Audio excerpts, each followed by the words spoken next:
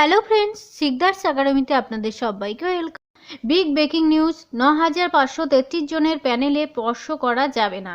১২ জনের তালিকা নিয়ে যা জানালো কলকাতা হাইকোর্ট। চলুন এ বিষয়ে আমরা বিস্তারিত জেনে নিই।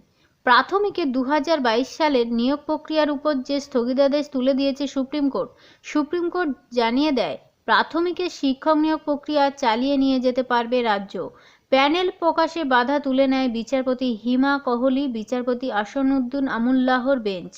শীর্ষ আদালত জানায় প্রাথমিকে ১১,৭৫৮ শূন্য পদে নিয়োগ করা যাবে।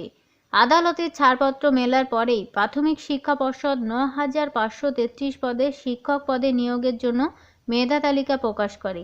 সেই সিদ্ধান্তের বিরুদ্ধে বৃহস্পতিবার মামলা দায়ের করতে চেয়েছিলেন ১২ জন। সেই আবেদন সম্মতি দেন বিচারপতি রাজাশেখর মান্থা।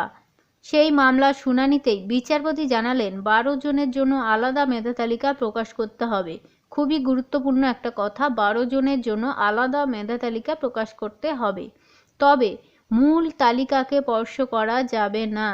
কলকাতা হাইকোর্টের নির্দেশে জানিয়েছেন সুপ্রিম কোর্টের নির্দেশ মেনে ৯,৫৩৩ জনের যে প্যানেল প্রকাশ করা হয়েছে তা স্পর্শ করা যাবে না। ওই তালিকায় যারা চাকরি পাবেন তাদের সঙ্গে আলাদা এই মেধা তালিকার তুলনা করতে হবে।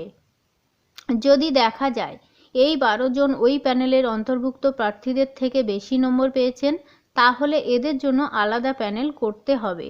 এই ১২ জনের বিএড এবং ডিএলএড ২ ডিগ্রি আছে। ৯,৫৩৩ জনের প্যানেলের সঙ্গে এই ১২ জনের প্যানেলের সঙ্গে তুলনা করতে হবে বলে জানিয়েছে বিচারপতি রাজাশেখর মান্থা।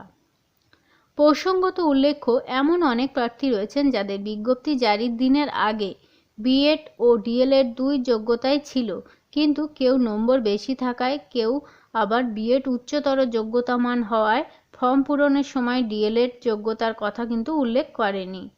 এই রকম চাকরি প্রার্থীরা বিচারপতি রাজাশেখর মান্থার এজলাসে মামলা করে জানিয়েছেন বিজ্ঞপ্তি জারির সময় বিষয়টি জানা থাকলেও তাদের নামও প্যানেলে থাকতো। শুক্রবার এই মামলার শুনানি ছিল, তো বিষয়টি স্পষ্টভাবে আমাদের মীমাংসা হয়ে গেছে যে দ্বিতীয় কিন্তু